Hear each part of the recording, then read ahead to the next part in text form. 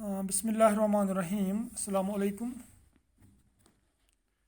Dear students, my today's topic is biogeochemical cycles.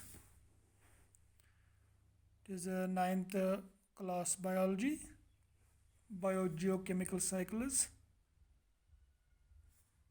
The physical environment supports life through the cycling of water and nutrients, nitrogen, carbon, oxygen, phosphorus, and the flow of energy. There are many chemicals in physical components of environment which are used and transferred from one phase to another, making a cycle. जो भी physical environment है ये life को support करता है. यहाँ पर जो वाटर और न्यूट्रेंट्स जो है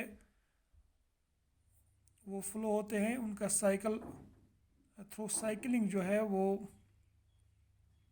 और एनर्जी फ्लो, इसके ज़रिए से जो ये फिज़िकल एनवायरनमेंट है ये सपोर्ट करता है लाइफ को. फिज़िकल कंपोनेंट में काफ़ी केमिकल्स है जो इस्तेमाल होते हैं और ट्रांसफ़र होते हैं एक फेज़ से दूसरे फेज़ में, वो एक साइकिल बनाते हैं. The cycle can be perform by with the help of living organisms and physical components of the environment. ये जो साइकिल है ये बनता है with the help of living organisms and physical components. The chemical elements tend to circulate in the biosphere in a characteristic pathways from environment to organisms and back to the environment. जो ये chemicals हैं ये circulate होते हैं biosphere में from environment to organisms and back to the environment. इस तरह से ये एक साइकिल बनाते हैं, साइकिल बनाता है. These more or less circular paths of the chemical elements are known as biogeochemical cycles. जो ये सर्कुलर पाथ्स बनते हैं यहाँ पर जो एलिमेंट्स केमिकल एलिमेंट्स ट्रांसफ़र होते हैं from one phase to another, इनको हम कहते हैं बायोजियोकेमिकल साइकिल्स. जो बायोजियोकेमिकल टर्म है, bio refers to living organisms and geo refers to rock, soil, air and water of the earth. Bio का मतलब है लिविंग ऑर्गेनिजम्स और जियो का मतलब है rock, soil, iron, water. Indeed the water, nitrogen, carbon and oxygen cycles are very important in maintaining the balance in our environment. हमारे environment में जो साइकिल्स इंपॉर्टेंट हैं उनमें वाटर साइकिल है, carbon cycle, oxygen cycle, nitrogen cycle, जो हमारे environment में balance रखता है. Let us first discuss the water cycle. It is biogeochemical cycle. Water is a compound and includes two elements, hydrogen and oxygen.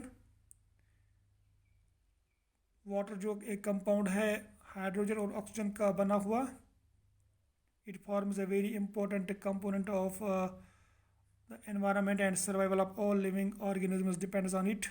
Water पर ही depend करते हैं सारे living organisms, तो एक अहम एक कंपोनेंट है एनवायरनमेंट का. Ocean is the biggest storehouse of water which on evaporation form clouds and which after condensation fall down as rain और snow. Ocean biggest storehouse of water है. जब यही वाटर इवापोरेट होता है ये बनाते हैं क्लाउड्स. क्लाउड्स जब इनकी कंडेंसेशन होती है तो ये फिर एज रेन और स्नो ज़मीन पर गिरते हैं in the form of rain or snow. So after rain it passes through puddles, ponds and rivers and get collect again the ocean is. फिर ये जब रेन की सूरत में पॉन्ड्स में दाखिल होता है, रिवर्स में दाखिल होता है, उसके बाद ये फिर ओशंस में कलेक्ट होता है. The circulation of water in this manner is known as hydrologic cycle और वाटर साइकिल. तो इसको बोलते हैं हाइड्रोलॉजिक साइकिल या वाटर साइकिल. तो इस तरह से ये एक साइकिल बनाता है. This cycle is driven by solar power and also performed through living organisms such as absorption and transpiration of water by plants. तो इसको जो सोलर पावर है वो इसको चलाता है इस वाटर साइकिल को. जो भी लिविंग ऑर्गेनिजम्स है वो एब्जॉर्ब करते हैं या जो ट्रांसपायरेशन होती है वो प्लांट्स में, और जो एनिमल्स ड्रिंक करते हैं water. The formation of soil too depend on water. Soil formation भी डिपेंड करती है वाटर पर. In some terrestrial ecosystems, more than 90% of the moisture passes through plants and is transferred from their leaves, and only 10% evaporates directly from surface in the ecosystem.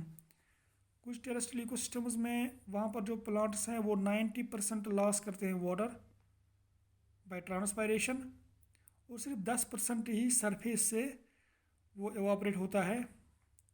In system such as these the plants create their own rain. तो यहाँ पर plants ही अपना एक rain create करते हैं.